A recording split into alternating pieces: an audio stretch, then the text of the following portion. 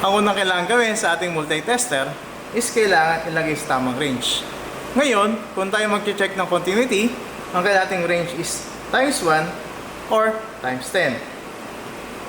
Ngayon, kapag nilagay na sa tamang range, kailangan natin calibrate ang ating multi-tester. Ang kailangan gawin is pagitikin ang mismong dalawang test rod. Gamitin ang zero ohm adjust.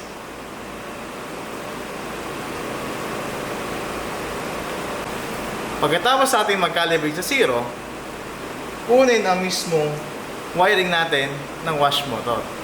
Ang gagawin natin sa testing ngayon is para alamin kung nasaan ang mismong common wire ng ating wash motor.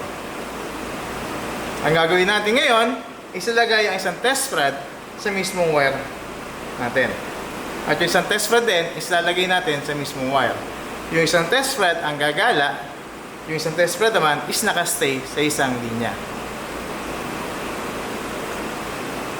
Kapag nilagay nyo na yung isang test rod sa mismong wire, tingnan ang resistance o tingnan ang reading natin.